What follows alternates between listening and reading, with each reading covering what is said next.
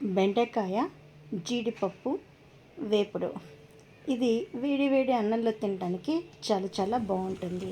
ఈ ఫ్రై చేయడానికి ముందుగా బెండకాయని ఇలా ముక్కలుగా తరగాలి. స్టవ్ మీద ప్యాన్ పెట్టుకుని ఒక 4 స్పూన్లు ఆయిల్ వేసుకోండి. ఆయిల్ బాగా వేడెక్కిన తర్వాత మాత్రమే తరిగిన బెండకాయ ముక్కల్ని అందులో వేయాలి. బెండకాయలు వేసిన వెంటనే కలితిప్పకూడదండి. బెండకాయలు వేసిన వెంటనే కలితిప్పితే జిగురు బాగా వస్తుంది. అందుకని ఒక 2 నిమిషాల పాటు కదపకుండా బెండకాయని అలాగే వేగనివ్వండి. ఒక 2 నిమిషాల పాటు వేగిన తర్వాత అప్పుడప్పుడు కలుపుతూ ఉండాలి.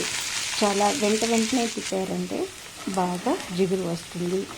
అందుకని తక్కువసార్లు తిప్పుతూ బెండకాయని వేయించుకోవాలి. ఇలా బెండకాయలు దోరగా వేగిన తర్వాత అందులో ఒక 1/2 స్పూన్ ఉప్పు, 1 స్పూను కారము, 1/2 స్పూన్ పసుపు వేసి మొత్తం చక్కగా కలిపెట్టండి. ఇప్పుడు ఇందులో ఒక 1/2 స్పూన్ జీలకర్ర కూడా వేసి కలిపెట్టండి. ఉప్పు మొత్తం కరిగి కూరకి పట్టేటట్టుగా ఒక 2 నిమిషాల పాటు కూరని అలాగే కలిపెట్టండి. ఇప్పుడు ఈ బెండకాయ ఫ్రైలో ముందుగా వేయించి పెట్టుకున్న జీడిపప్పును వేసి కలపండి. కొంచెం జీడిపప్పు ఎక్కువ వేసుకుంటే చాలా చాలా బాగుంటుంది.